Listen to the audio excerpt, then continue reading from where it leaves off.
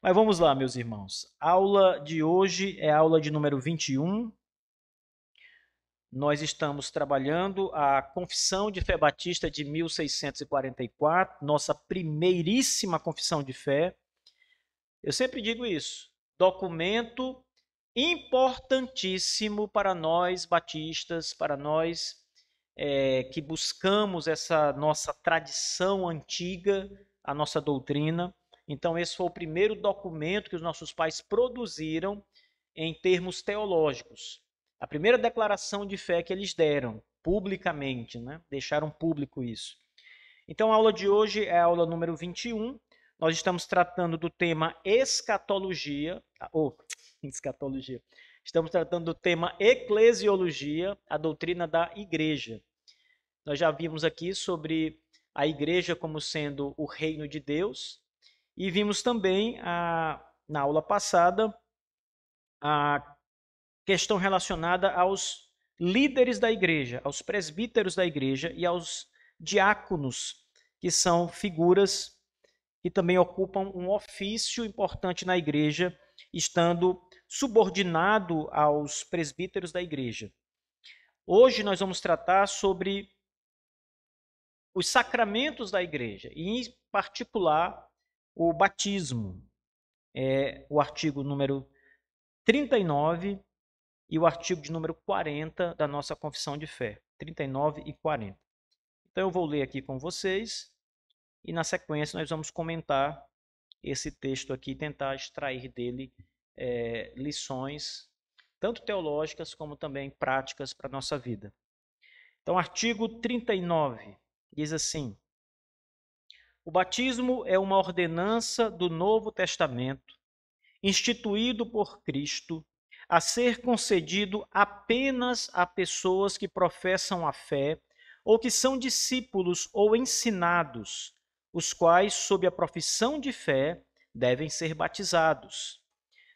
Depois, essa mesma confissão adicionou o seguinte: e depois participarem da ceia do Senhor. Só para mostrar que na ordem, primeiro vem o batismo, depois, com o batismo, é aberta a entrada para a participação da ceia do Senhor. Então, não vai cear antes de batizar. Batiza, depois vai cear. Isso foi uma adição posterior. O artigo 40 diz o seguinte: o modo e forma de administração desta ordenança, a Escritura sustenta ser a imersão ou mergulho de todo o corpo sob água. Sendo este um sinal, deve corresponder ao que é significado, que são estes: primeiro, a lavagem de toda a alma no sangue de Cristo; em segundo lugar, a participação que os santos têm na morte, sepultamento e ressurreição de Cristo; e em terceiro lugar, juntamente com uma confirmação exterior da fé, que, tão certo como o corpo é sepultado sob a água e emerge de novo, assim certamente os corpos dos santos serão ressuscitados pelo poder de Cristo no dia da ressurreição, para que reinem com Cristo. Amém. Então aqui está o texto. Os dois artigos são seguidos pelas referências da Escritura Sagrada. O artigo 39, como é um artigo bem pequeno, ele traz aqui poucas referências, elas estão todas em Atos dos Apóstolos. E o artigo 40, que é um pouco maior, ele traz uma sequência maior de referências. Também não são muitas referências, não, mas são bem maiores do que as do artigo 39. Então, nós temos aqui referências do Novo Testamento para apontar essa questão sobre o batismo. Bem, irmãos, como batistas, não deveria ser este um assunto desconhecido da nossa parte. Na verdade, como batistas, nós deveríamos entender muito bem essa questão do batismo, porque o batismo, para nós, ele está muito ligado com a nossa identidade. O próprio termo batista foi dado aos batistas por causa da maneira que eles entendiam o batismo. O nosso nome, batistas, não foi o nome que nós nos autoproclamamos, foi um nome que nós recebemos dos de fora. E, a princípio, era um termo pejorativo. Ou seja, chamar alguém de batista não era um termo amigável, não era um termo elogioso. Pelo contrário, era uma ofensa. Quando eles chamavam os batistas de batistas, eles estavam com isso ofendendo os batistas, apelidando aquele grupo, não é? Mas o termo acabou pegando, acabou sendo incorporado pelo próprio grupo. Antigamente, no século XVII, onde estão nossas origens, as igrejas que nós chamamos hoje de igrejas batistas não tinham o nome batistas. Então, por exemplo, as duas confissões que nós usamos aqui, Confissão de Fé Batista de 1644 e Confissão de Fé Batista de 1689, elas não têm este nome no seu documento. O nome da confissão é Primeira Confissão de Fé Londrina e Segunda Confissão de Fé Londrina. Só que, como é uma confissão de fé das igrejas batistas, acabou se chamando esses documentos de Confissão de Fé de 1644, que é a primeira confissão de fé londrina, e a confissão de 1689, que é a segunda confissão de Londres. Mas, originalmente, você não vai encontrar o nome Batista nos documentos. E nem as próprias igrejas se autoproclamavam assim. Elas não tinham o nome Batista.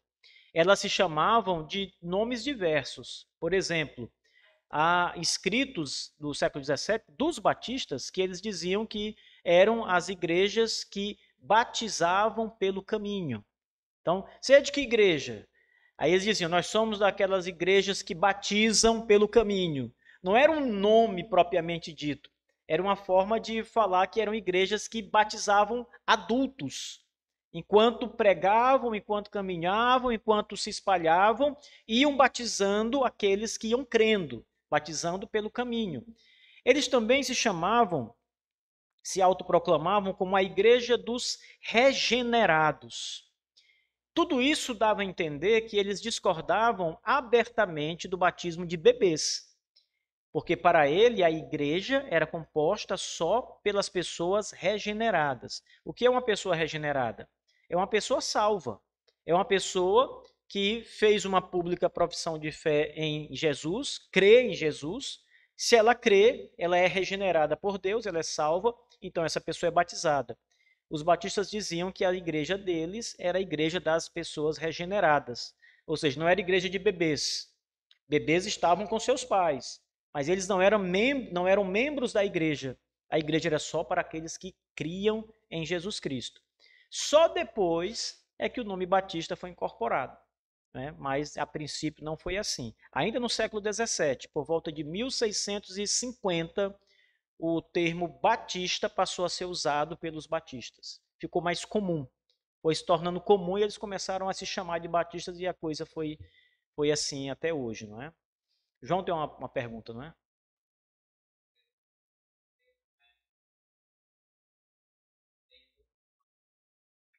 Hoje ela está espalhada por toda parte. Eu não sei, assim, afirmar categoricamente se há algum país que não tem uma igreja batista, pelo menos um. Eu creio que os batistas já fazem missões há muito tempo e eu acredito que já há igrejas batistas em todos os países, em todas as partes do globo.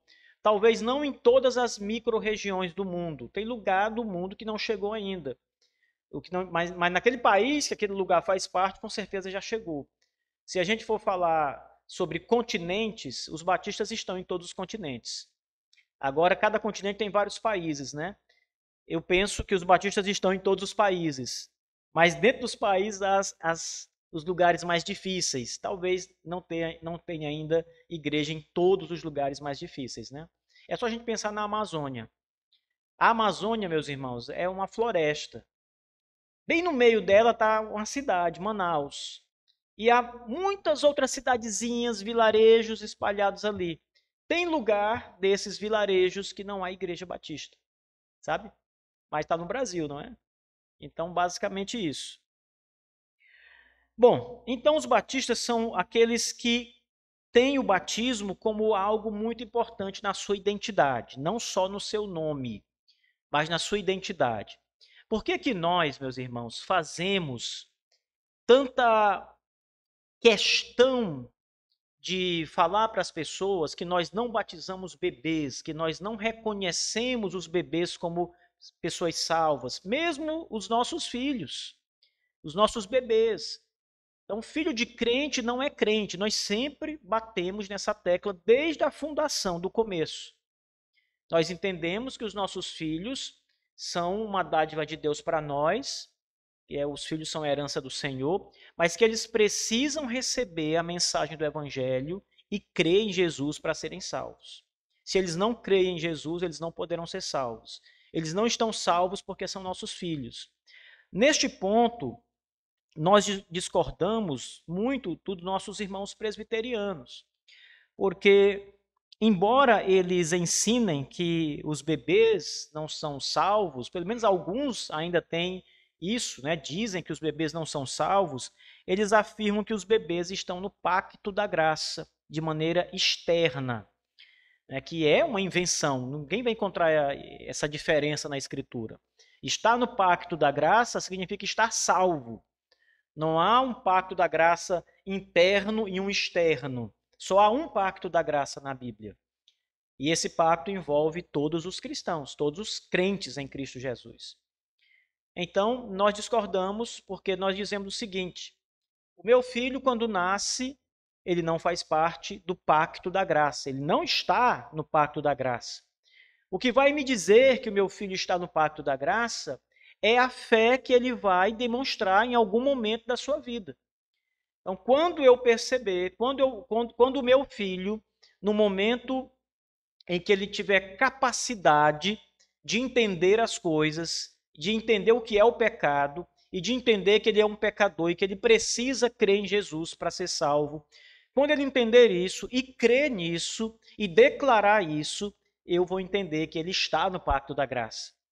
Entendendo isso, ele tem que ser batizado. Então, o batismo é para aqueles que estão no pacto da graça, para os crentes, os regenerados. É para isso que o batismo é aplicado, para estes que o batismo é aplicado. Então, nós discordamos dos nossos irmãos presbiterianos nesse ponto. Nunca houve acordo na história da igreja do século XVII até aqui entre batistas e presbiterianos e congregacionais e outros grupos pedobatistas neste quesito. Nós sempre discordamos disso. Sempre, em todos os séculos, desde o século XVII, sempre discordamos do pedobatismo, sempre discordamos do entendimento pedobatista da aliança da graça, sempre discordamos da questão do pacto e de os bebês estarem no pacto só por serem nossos filhos. Nós nunca concordamos com isso em nenhum momento da história. Nenhum momento da história. Então, o batismo, por causa disso e de outras coisas mais, ele é muito importante na nossa identidade. Identidade como batistas. Não é só uma ordenança ou um sacramento da palavra de Deus. Ele está muito relacionado conosco, com os batistas, por causa da identidade que nós temos. Mas vamos agora aos artigos propriamente dito, irmãos. O batismo é uma ordenança do Novo Testamento, instituído por Cristo, a ser concedido apenas às pessoas que professam a fé, ou que são discípulos ou ensinados. Vamos começar pensando aqui. A nossa confissão, ela não vai chamar aqui o batismo de sacramento. E por causa disso, algumas pessoas até dizem o seguinte: olha, os batistas não criam que o batismo era um sacramento, eles dizem que é uma ordenança. Do mesmo jeito, a Confissão de 1689 também usa o termo ordenança em lugar de sacramento. Porém, é fato que os nossos pais batistas de 1644, desta confissão e da segunda confissão, entendiam que o batismo era um sacramento. E isso é facilmente comprovado através dos escritos, das pregações, dos livros que estes mesmos batistas escreveram, falando mais aprofundadamente sobre esses temas.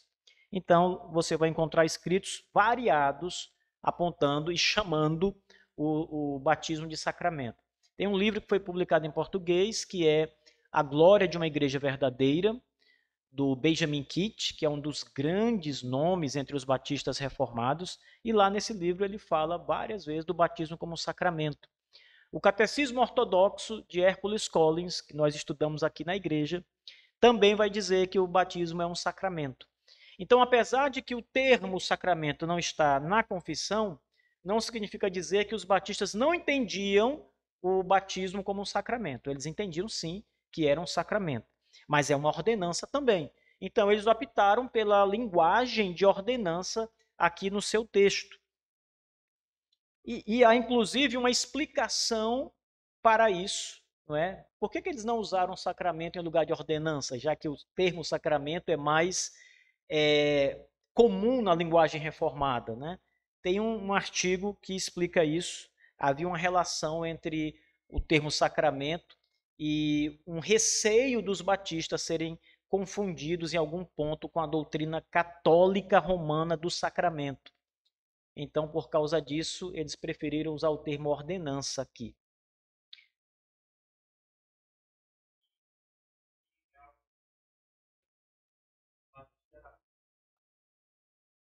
Exatamente.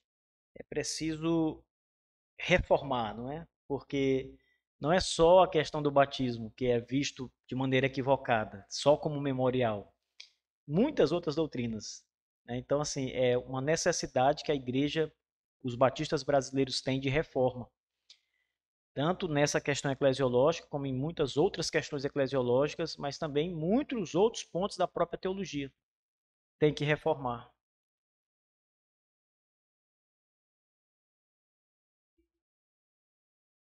É. Bem, então o batismo ele é uma ordenança do Novo Testamento, como diz o nosso texto. O batismo não tem relação com o Antigo Testamento. Aqui também é uma diferença e a linguagem aqui é proposital dos nossos pais batistas para não darem nenhuma brecha à teologia pedobatista do pacto, porque a perspectiva pedobatista do pacto é que no Antigo Testamento havia a circuncisão, e a circuncisão foi ordenada por Deus a Abraão e a sua casa. Então, Deus disse que Abraão deveria circuncidar todos os machos que nascessem ali no sétimo dia, ao sétimo dia ser circuncidado. E então, a teologia pedobatista da aliança diz que o batismo toma lugar da circuncisão, ou seja, a circuncisão era uma sombra do batismo que viria mais tarde. E nós não concordamos com essa continuidade aí. Nós discordamos abertamente dela. O batismo é apenas do Novo Testamento. Ele é algo novo. É uma instituição nova. Não é um antítipo daquele tipo do passado. Ele é algo totalmente novo do nosso Senhor. A circuncisão do Antigo Testamento, ela é sim uma sombra, mas uma sombra da circuncisão do coração, como Paulo bem diz aqui nas suas cartas.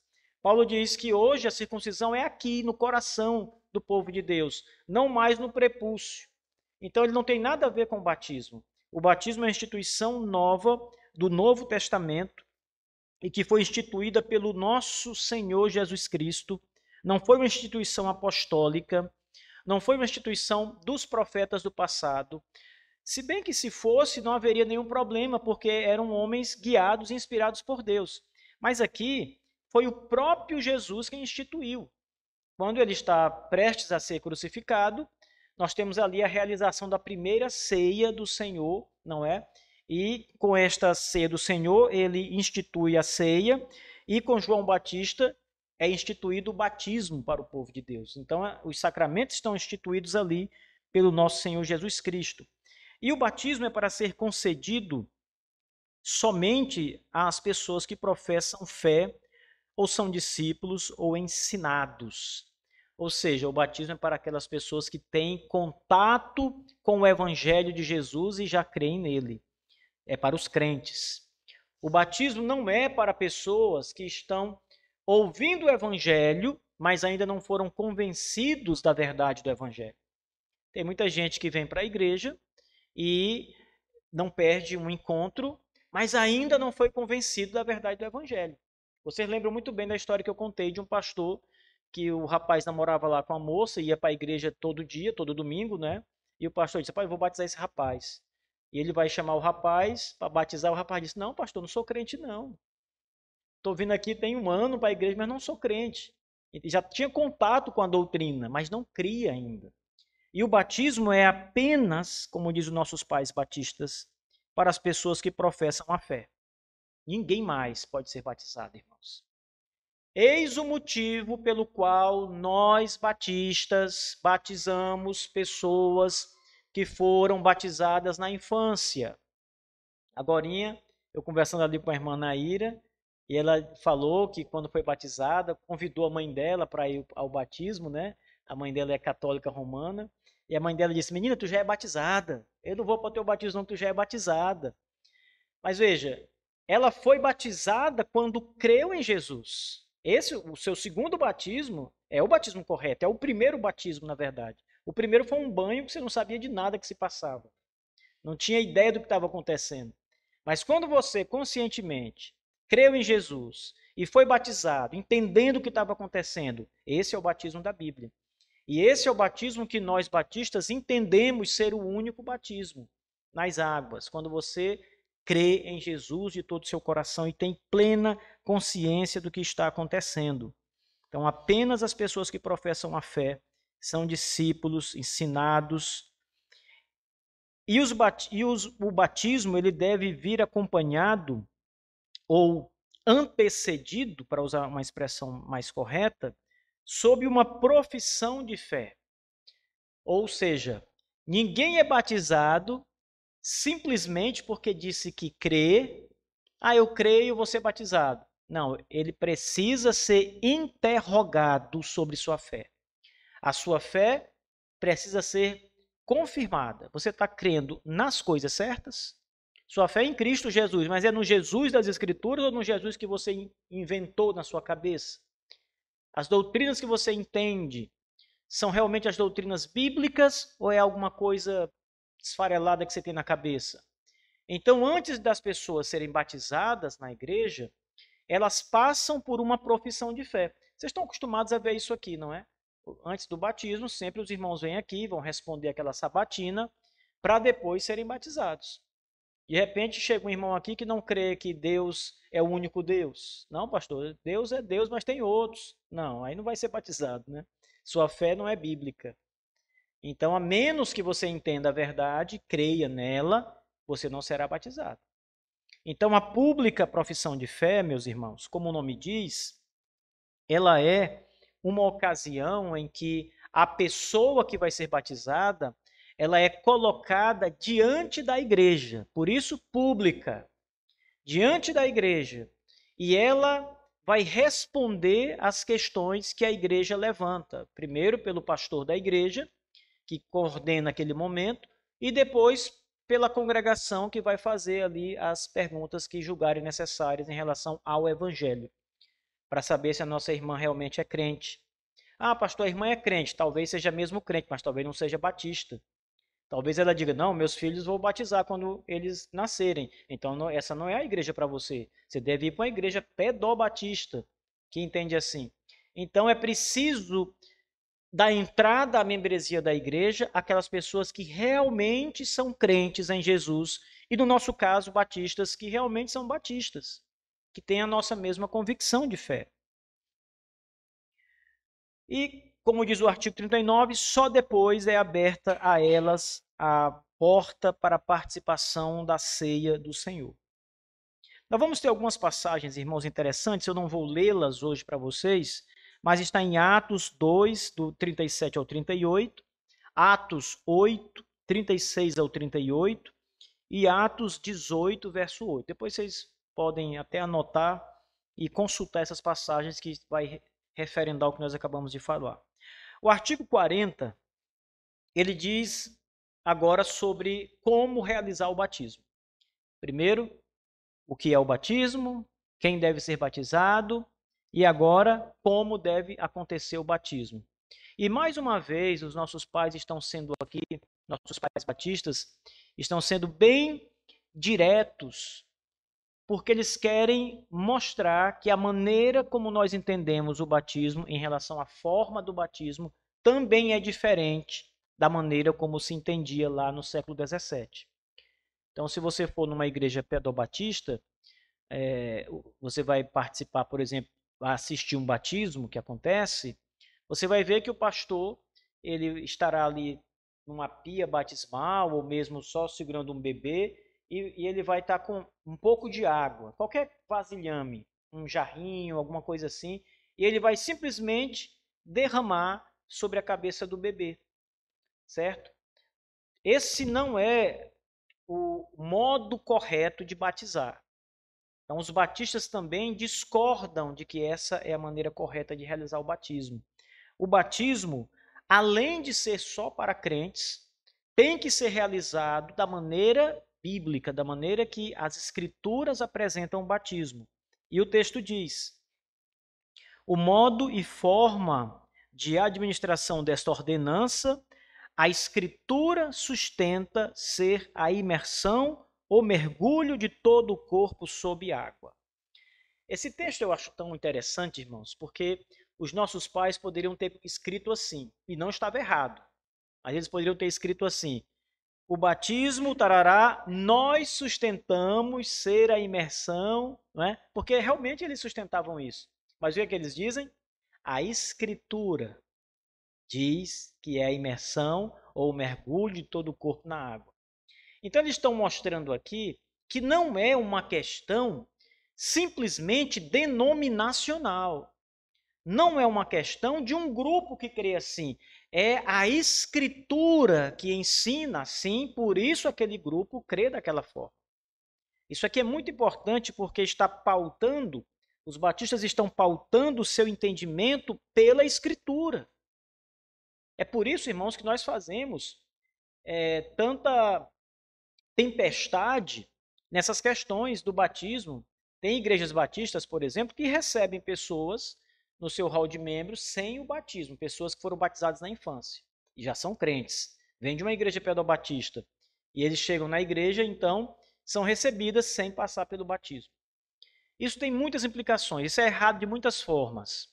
Primeiro, porque não é a prática bíblica. Ponto. Isso aqui é suficiente. Segundo, porque como é que uma pessoa quer vir para a igreja batista, quer ser batista, e não quer se submeter à identidade batista? Como é que você quer ser um batista e não se submete ao que os batistas dizem que é a verdade em relação ao batismo? Ah, mas eu fui batizado na infância. Ok. Você sabia que os batistas dizem que é errado o batismo da infância? Sabia. Você quer ser batista? Quero. Então você tem que ser batizado. Porque você está dizendo que quer ser batista e sabe que os batistas consideram um erro o batismo de bebês e a maneira de batizar que não seja a imersão. Então, se você quer mesmo ser batista, você vai se submeter de bom coração a isso. Se você vai entender que esse batismo que você teve na infância não é correto, por muitas razões, então a pessoa tem que ser batizada. Uma vez perguntaram para mim, num dos programas Nossa Herança Batista, se o Augustus Nicodemos viesse para essa igreja, todo mundo conhece, né, o pastor Augustus Nicodemos, um crente, um homem de Deus, um presbiteriano, né?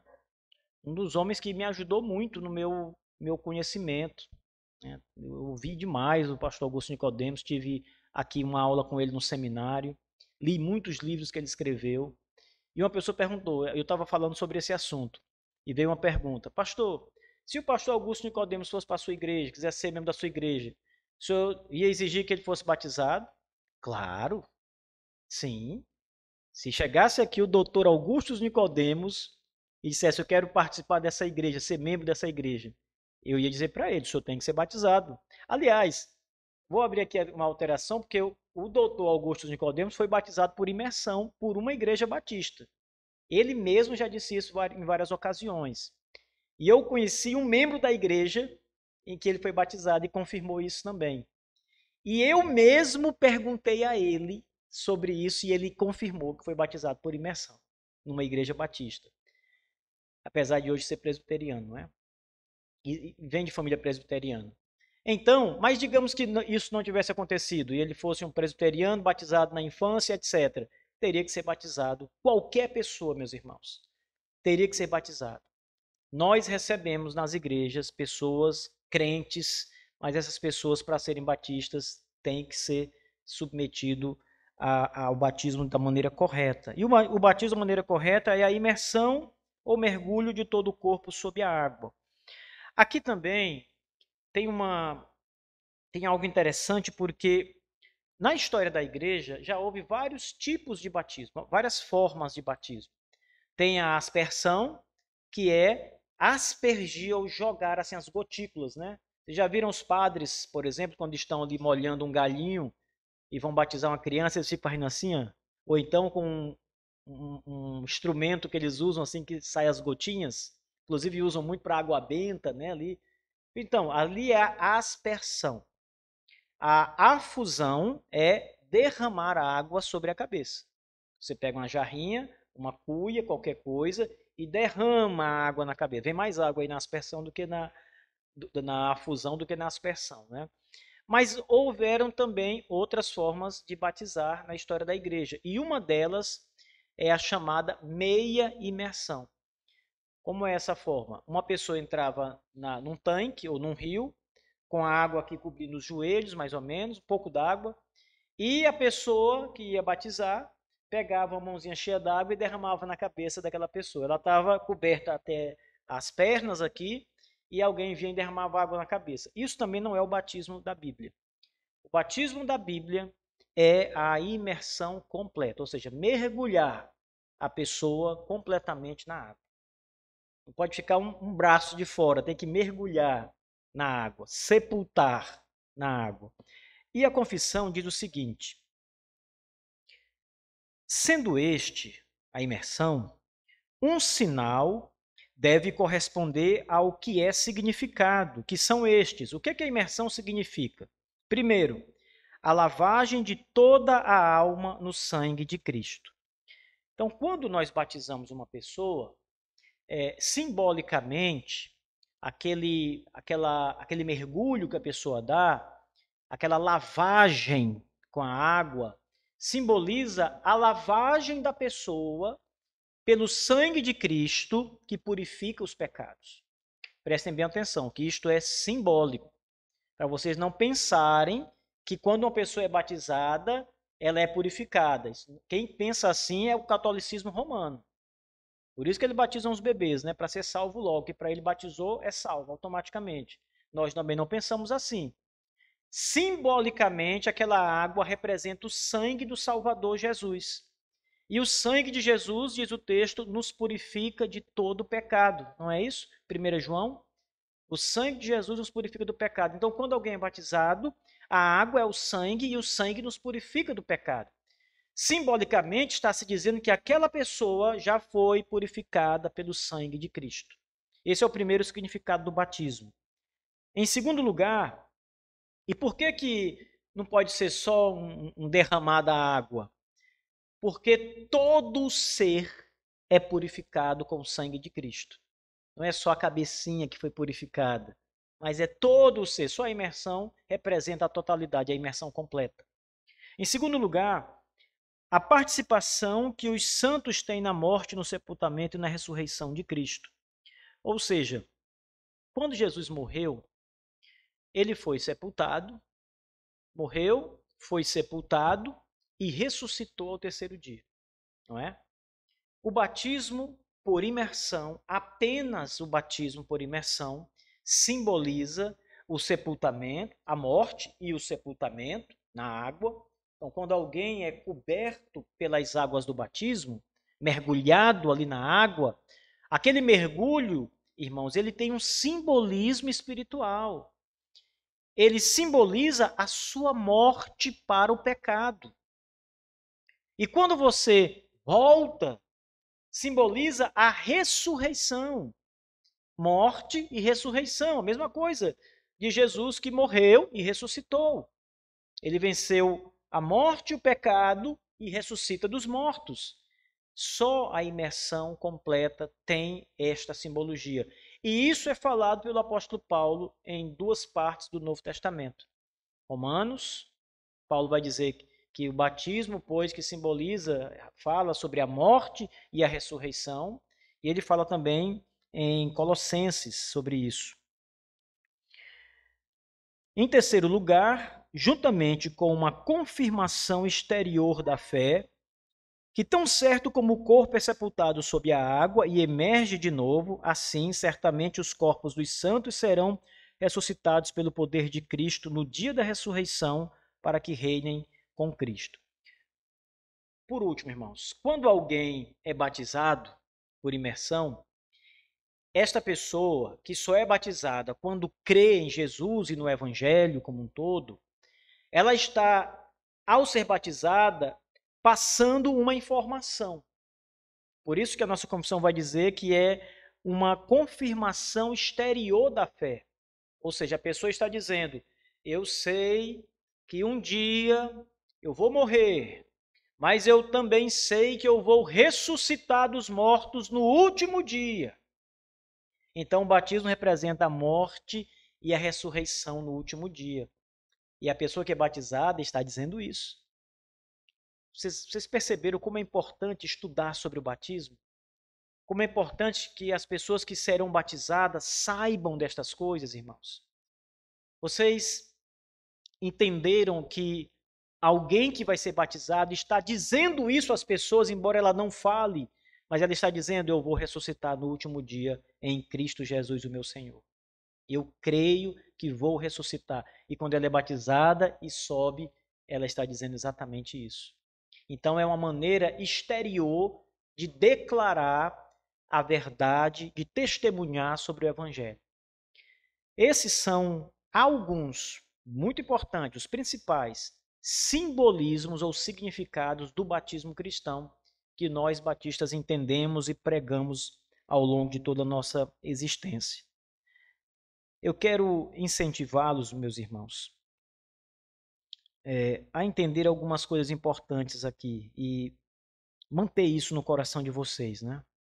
Primeiro, apesar de nós batistas não concordarmos com os pedobatistas, dentre eles presbiterianos, congregacionais, etc., nós concordamos, entendemos, reconhecemos que eles são crentes de verdade. São cristãos como nós, receberam a mesma glória, mesma salvação, mesma glorificação que nós. Jesus é o Senhor deles como é nosso. Nós não discordamos disso. Então é por isso que quando eles vêm na igreja são recebidos como irmãos em Cristo. Reconhecemos eles como crentes, nossos irmãos, mas temos as nossas diferenças de identidade. Em relação ao batismo, é uma delas. Claro que não é só sobre o batismo que nós diferimos. Então, tem outras coisas, como o governo da igreja, como o entendimento da aliança, né? A aliança da graça. Mas, de maneira mais notória, é no batismo que estão ali as grandes diferenças entre nós. Então, não pensem que nós batistas somos melhores do que os nossos irmãos, porque temos um entendimento do batismo diferente deles e que nós julgamos ser mais bíblico, mais correto, mais coerente com a Escritura, mais comprovadamente, tanto com ordenanças de Cristo para mandando batizar só os crentes, como também por exemplos na Escritura que nós temos disso. Todas estas coisas que estão a nosso favor como batistas não nos fazem melhores do que os nossos irmãos. É apenas para que vocês saibam que eles são crentes como nós, apesar de discordar da gente nessa questão. Então ninguém pense diferente em relação a isso. Bem, meus irmãos, tem mais alguma pergunta por parte de vocês sobre esse ponto que nós estudamos hoje?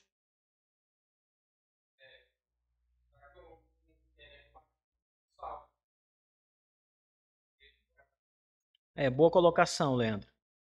O catolicismo romano ensina que o batismo salva. Prestem atenção. Católicos romanos entendem que quando uma criança é batizada, ela deixa de ser pagã e passa a ser cristã. Então, se você for questionar um católico que estuda, ele vai dar várias explicações. Uma delas, se você disser, mas uma criança não tem fé, ele vai dizer, não, mas a fé dos pais passa para a criança. Tem nada a ver com a Bíblia, é coisa do catolicismo mesmo. A Bíblia não diz nada disso. Outros vão dizer, não, a criança não tem fé, mas a igreja que ela faz parte tem fé. Então a fé da igreja passa para a criança. E assim eles têm muitas explicações para batizar as crianças. Mas o batismo, como bem disse o irmão Leandro, não salva, meus irmãos. Ninguém é salvo ou deixa de ser salvo por causa do batismo. A salvação é pela fé em Jesus Cristo. É graça de Deus. O ladrão da cruz não foi batizado e foi o primeiro que entrou no céu, como citar aqui alguns pregadores pentecostais gostam de dizer isso, né? Entrou com Jesus, que morreram juntos ali praticamente, né? Então ele não foi batizado e foi salvo. Então, não ser batizado não é dizer, fulano é crente, mas não chegou a ser batizado, coitado, morreu e não foi batizado. Está no céu, está na glória do Senhor. Tá? E aqueles que são batizados não são salvos porque são batizados. O batismo não é mágica, não salva. Se alguém foi batizado através de um falso testemunho de fé, dizendo que crê naquilo que ele não crê, não é? Enganando a igreja, não tem valor nenhum para ele. Não será salvo. O batismo não salva. É muito importante essa colocação. E quero lembrar vocês também que há um grupo de pedobatistas mais ligados aos presbiterianos, uma vertente dentro do presbiterianismo, que crê que o batismo salva. Que quando uma criança é batizada, ela é salva mesmo. Né? São os da visão federal. Não é a posição ortodoxa da igreja presbiteriana, mas tem um grupo dentro dela que crê nisso, né? Que é um erro também, muito grosso. Tá? Respondi, irmão?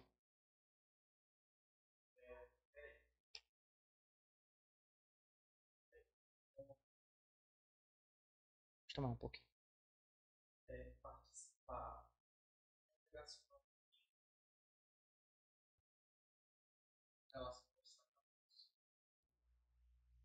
Como assim? Eu não entendi muito bem a pergunta. De que forma a igreja deve participar?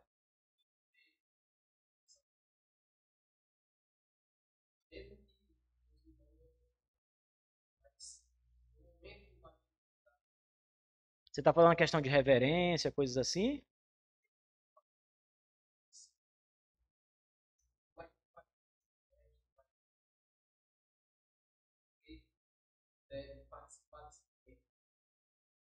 Olha, o batismo de qualquer cristão é um momento muito especial para a igreja local, não só para a pessoa que vai ser batizada. Então, como é um sacramento do nosso Senhor, primeiro ele deve ter em mente sempre a questão da reverência. Como você participa da ceia do Senhor com muita reverência, igualmente nós devemos participar dos batismos com muita reverência ao Senhor. Não é o momento de brincar, de pular, de fazer qualquer outra coisa. É por isso que eu reclamo muito às vezes com os irmãos, eu digo muito sempre antes, olha, não vamos batizar, depois não vão querer aqui pular em piscina, não. Especialmente se for no dia do Senhor, não é? Porque é um momento realmente importante de nascimento espiritual, simbolicamente, um momento importante. E o batismo, ele sempre que uma pessoa participa do batismo, assistindo o batismo de alguém que já foi batizado, isso deve vir ao coração dela, trazendo lembrança do seu batismo, de todas estas coisas que nós aprendemos aqui. O batismo só acontece uma vez na vida de uma pessoa, o verdadeiro batismo, uma vez. A ceia se repete sempre, mas o batismo acontece uma única vez.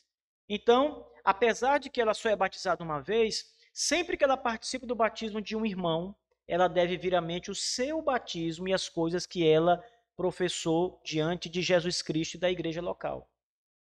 Ela deve lembrar que ela morreu para o mundo, ela deve lembrar que há uma promessa da ressurreição futura no último dia. Todas estas coisas devem vir ao coração daquele que está assistindo o batismo, isto é, da igreja local, quando realiza um batismo. Eu não sei se era por esse lado que o Douglas queria que eu falasse.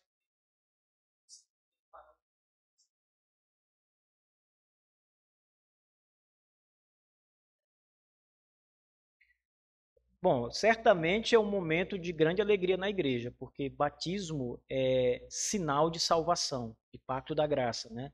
Então é um momento em que a igreja deve celebrar com alegria, porque houve salvação, não por causa do batismo ali, porque o batismo não salva, mas o batismo declara que aquela pessoa é salva.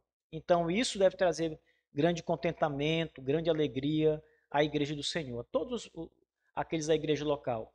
E aqueles que serão batizados depois, aqueles que ainda não serão batizados naquele dia, mas talvez 1 ano ou 2 anos depois, também devem gerar grande expectativa no coração com o batismo. Eu vou passar por isso também. Eu creio no Senhor e breve serei batizado nas águas. Então também deve gerar uma expectativa, um desejo de que esse dia chegue. Né? Yuri,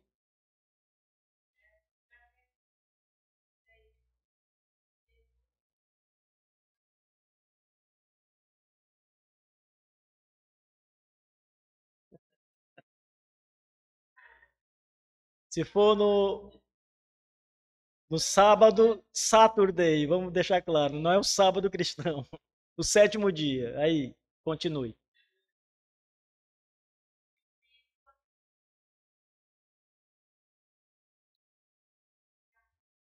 Pode, está liberado.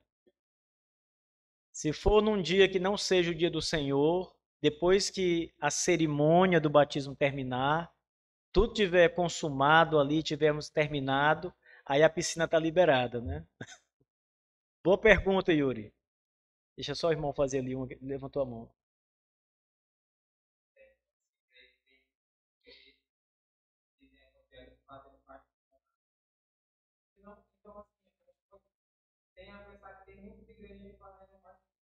Equivocadamente, com certeza, irmãos. Irmão, muitas igrejas, grande parte das igrejas evangélicas brasileiras já caíram no erro do batismo equivocado. De uma forma ou de outra. Às vezes não é nem porque batiza errado, é porque recebe da maneira errada. Às vezes não tem um entendimento correto do batismo. E então aquela pessoa que vai ser batizada não foi ensinada, nem sabe o que está se passando, nem sabe a seriedade daquilo, nem sabe o que está acontecendo. Às vezes eu sou cobrado para batizar pessoas muito jovens, né? Já fui, na verdade, né? O menino tinha 8 anos e o pai queria que eu batizasse. Eu disse, não, irmão, eu tenho que esperar. Ele está demonstrando aqui para a gente frutos de conversão, mas ele é uma criança. Não sei se isso é de verdade. E o batismo não salva, é o que eu digo sempre, o batismo não salva. Ele pode aguardar aí 5 anos, 6 anos, até ter uma maturidade maior.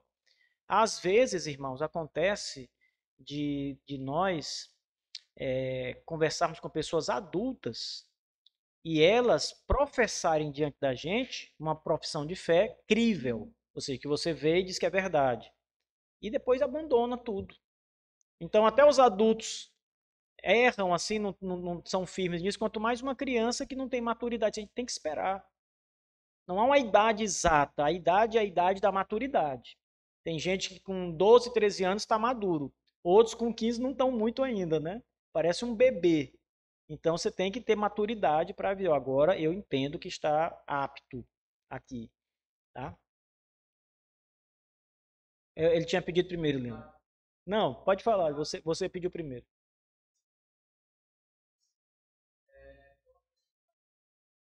Que tal o quê?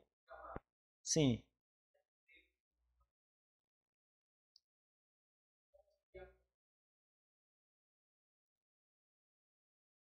Imersão. Não existe outra forma na Bíblia. Se ela, então ela não é batizada. Ela não vai para o inferno por isso. Aí eu vou dizer, se for comigo, né? Você quer mesmo, irmão, ser batizado? Quero. Então levante, vamos aqui pro tanque de batismo. Eu vou lhe batizar.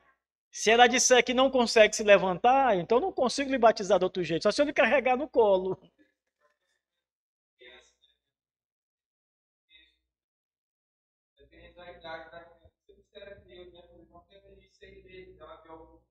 Morre. Uhum.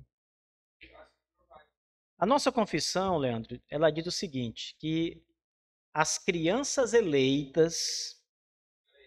Então, a nossa confissão compreende que há crianças eleitas, bebês que morrem na infância, ela usa justamente essa expressão.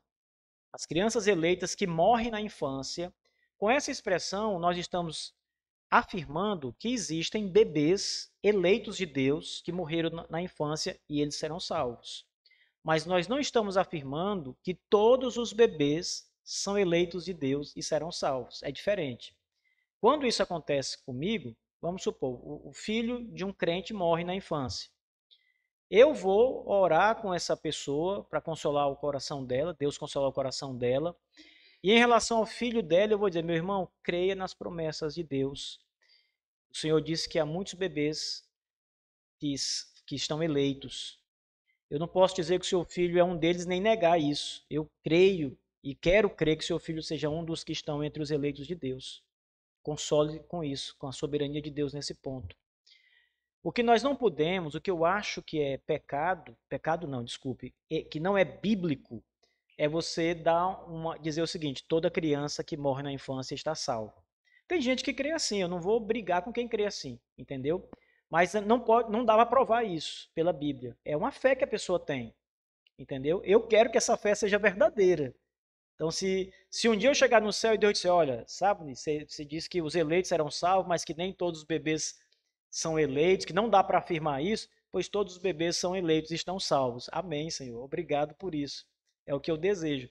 Mas a Bíblia não nos dá, em nenhuma passagem, uma certeza de que todos os bebês são eleitos, os que morrem na infância, né? São eleitos. E isso invalida, inclusive, a eleição incondicional. Porque, nesse caso, ser bebê e morrer na infância seria uma condição de salvação, ser bebê. Entende? Então, assim, há alguns fatores de complicação nessa teoria aí. Não é totalmente descartada. Então, por exemplo, se a nossa igreja, muita gente crê assim, não tem nenhum problema, entendeu? Como também não tem nenhum problema se alguns creem que só que nem todos os bebês são eleitos. Não tem nenhum problema. O que nós não podemos duvidar é que há bebês eleitos.